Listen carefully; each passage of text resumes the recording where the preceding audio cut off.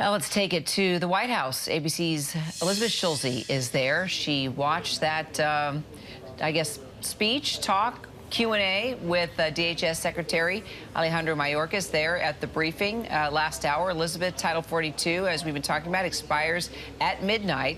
So let's just talk about how the White House, Mayorkas, sees this playing out once the deadline passes.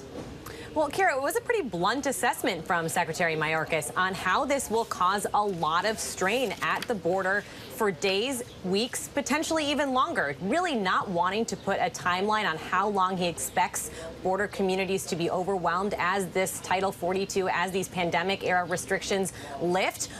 The Secretary Mayorkas really trying to say that the administration has taken this approach where it is expanding legal pathways for citizenship while also making clear that the border right now is not open, that there are new and stricter consequences for migrants who are trying to seek asylum, particularly those restrictions that will go into effect under this new rule that will basically go into effect as soon as Title 42 lifts at midnight tonight, that will make it a lot harder for migrants who want to claim asylum. In fact, the administration already getting pushback for that announcement. So the Homeland Security Secretary says that this will cause a lot of strain. He says we anticipate this to be a difficult time for those border communities, for personnel on the ground. He said they are doing what they can, but that they are already limited with the resources that they have. And he, of course, pointed the finger at Congress for that.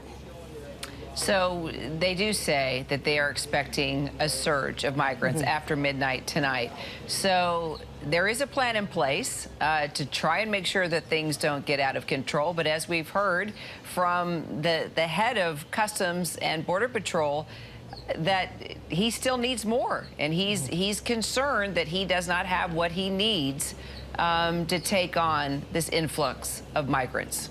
It's very clear that despite this series of steps that has been announced from the administration in recent weeks ahead of Title 42 lifting, there are still major constraints when it comes to dealing with what is this large number of migrants at the southern border. And you know, we have seen the administration announce that it is surging asylum officers, immigration judges. It's also trying to open new processing centers in the countries where a lot of these migrants are coming from in Central and South America, saying part of its effort is focused on the root cause of these problems, trying to understand why these migrants are fleeing their countries. You know, we have to remember that a lot of these people are fleeing persecution. They are trying to find a better place to live.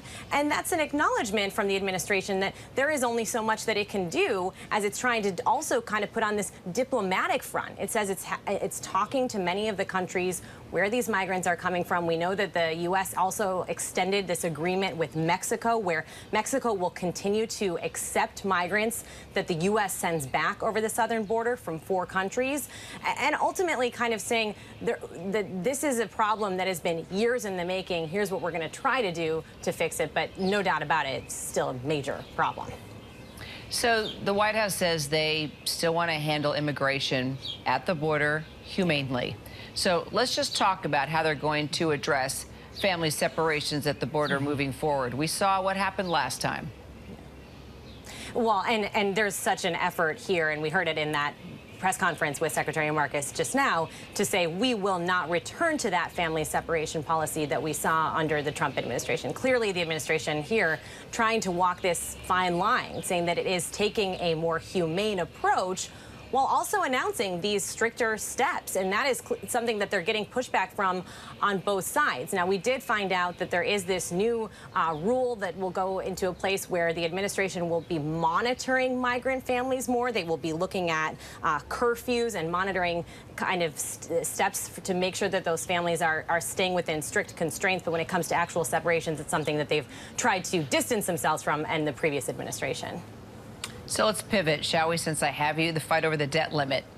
No progress in that meeting but among congressional leaders. And yesterday, the president accused Republicans of holding the economy hostage. Where do we stand today? I know there's a lot going on with the migrants at the border, but look, this is looming. A deadline is looming with this as well.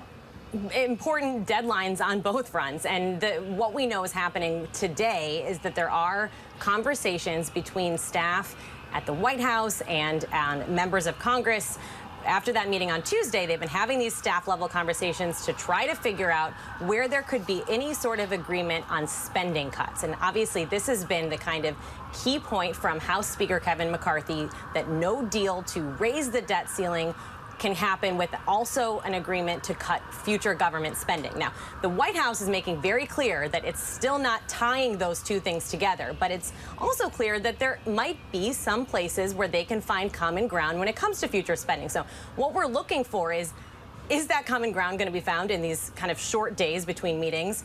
Tomorrow, here at the White House, all 4 congressional leaders will be back meeting with the president. And that's really the question is, will there be any kind of outcome at that point where they can say, here are the steps, maybe we haven't reached a deal yet, but we've at least made a little bit of progress toward a deal, because at this point, no progress toward a deal, Kira. The date of a possible U.S. debt default is getting closer. Of course, the Treasury Department has said it could happen as soon as June 1st.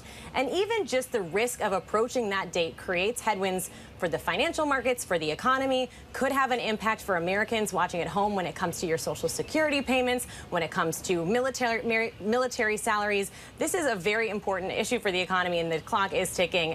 Both sides, all sides aware of that, but still no deal announced. All right, Elizabeth Schulze at the White House there for us. Appreciate it, Elizabeth. Hi, everyone. George Stephanopoulos here. Thanks for checking out the ABC News YouTube channel. If you'd like to get more videos, show highlights, and watch live event coverage, click on the right over here to subscribe to our channel. And don't forget to download the ABC News app for breaking news alerts. Thanks for watching.